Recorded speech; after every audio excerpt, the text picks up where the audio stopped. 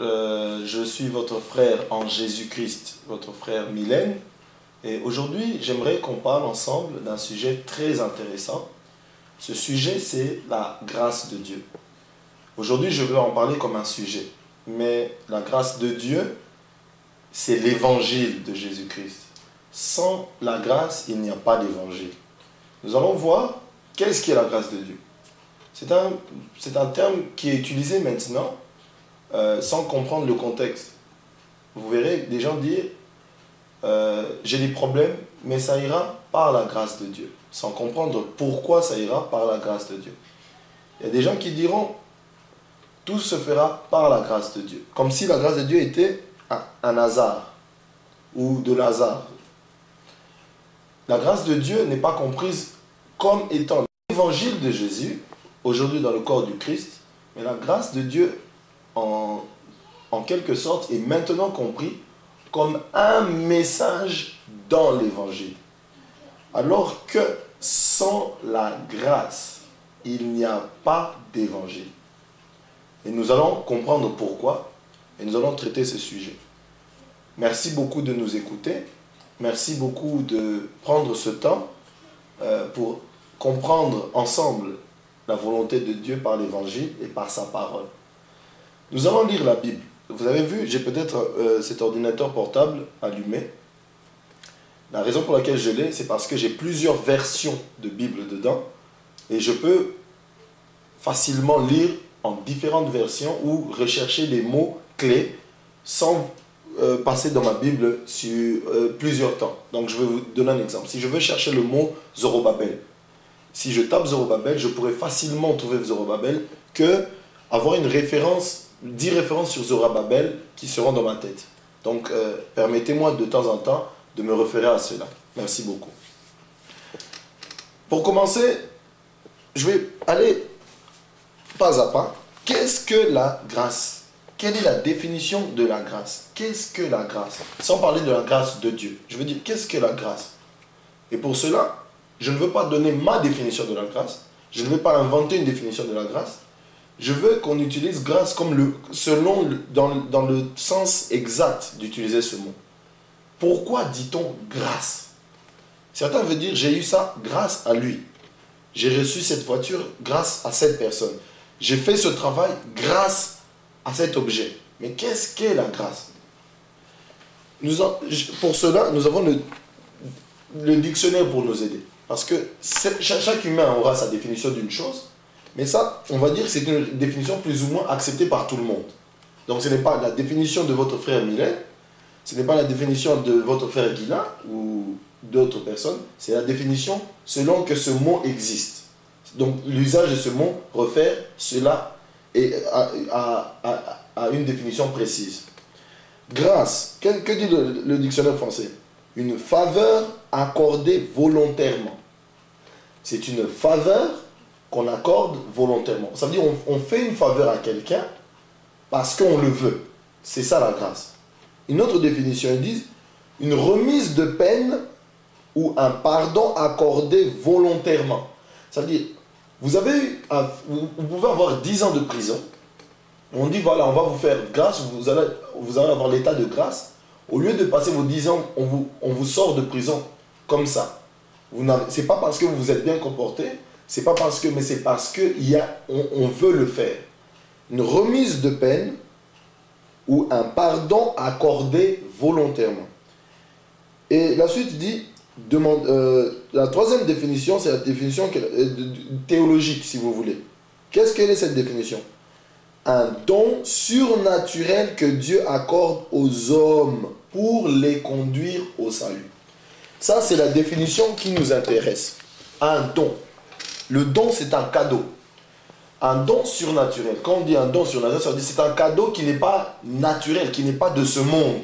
C'est un cadeau qui n'est pas humain, qui n'est pas logique à l'homme. C'est un cadeau surnaturel, comme on peut dire un cadeau extraordinaire. Un cadeau que l'humain ne peut pas fabriquer de lui-même. Un cadeau surnaturel que Dieu donne aux humains pour leur conduire au salut. Pourquoi j'ai dit dès le départ que sans la grâce de Dieu, il n'y a pas l'évangile, il n'y a pas de bonne nouvelle.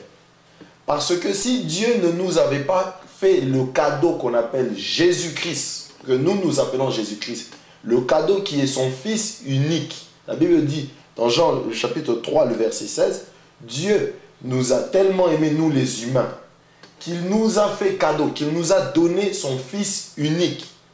Dieu ne nous a pas donné son Fils parce que nous les humains, nous nous comportions bien. Dieu ne nous a pas donné son Fils parce que nous sommes des gens très gentils. Dieu nous a donné son Fils alors que nous étions mauvais, méchants, pécheurs à ses yeux. Ça veut dire séparés de lui et rebelles à ses yeux. Ça veut dire que Dieu ne l'a pas fait en répondant comme un salaire ou comme étant une réponse à notre bien.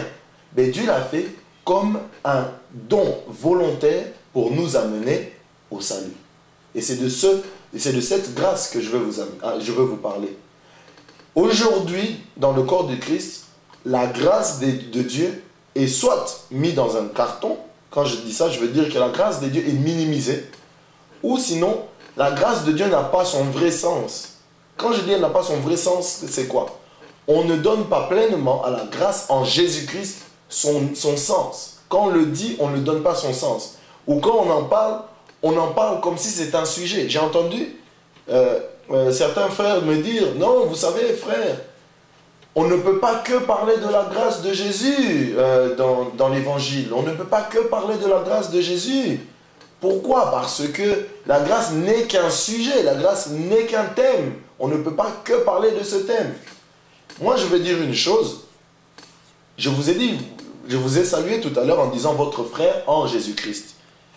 Si je suis votre frère en Jésus-Christ, le seul lien que nous avons aujourd'hui, vous et moi, vous qui me suivez, et même vous qui n'êtes pas encore en Jésus-Christ, si vraiment vous vous intéressez à Jésus-Christ, au christianisme, le christianisme n'est pas basé sur Marie, sur Joseph, sur Mylène, votre frère, sur un humain, sur une invention humaine, ou sur une logique des hommes, mais c'est basé sur Jésus le Christ, Jésus-Christ. Et Jésus-Christ, la Bible dit que Jésus-Christ nous a été donné comme un cadeau, comme un don. Dieu a tellement aimé qu'il a fait un don, qu'il a donné son Fils unique. Dans quel but il a donné ce Fils? Il a donné son Fils pour que vous et moi, toi et moi, ma soeur, mon frère, pour que nous puissions aujourd'hui être sauvés. Donc cette définition du dictionnaire français courant, ou du petit Robert si vous voulez, ou du Larousse, cette définition, je ne l'ai pas inventée. Et pourquoi je suis en train de dire que si la grâce n'est qu'un sujet dans la prédication de la parole de Dieu, si la grâce n'est qu'une partie, ou si la grâce n'est pas la représentation complète de l'évangile, alors nous ne prêchons pas le vrai évangile. Pourquoi? Parce que l'évangile, c'est quoi? Le mot évangile veut dire bonne nouvelle. Évangile veut dire bonne nouvelle. Mais quand on dit bonne nouvelle, si je vous dis aujourd'hui, frères et sœurs, frères et sœurs, bonne nouvelle parce que vous avez eu un enfant. Cela est une bonne nouvelle. Si je dis frères et sœurs, bonne nouvelle parce que aujourd'hui, la récession dans le monde n'existe plus. Cela est une bonne nouvelle. Si je dis bonne nouvelle parce que vous n'êtes plus malade, cela est une bonne nouvelle. Si je dis bonne nouvelle parce que vous avez eu des millions, cela est une bonne nouvelle. Mais évangile tout simplement veut dire bonne nouvelle. Alors que l'évangile en Jésus veut dire bonne nouvelle de Jésus. Vous comprenez? Mais quelle est cette bonne nouvelle? Et Paul nous en parle. Si je dis, je prêche l'évangile en connaissance de cause, un chrétien comprendra de quel évangile on parle. Mais si je veux être spécifique,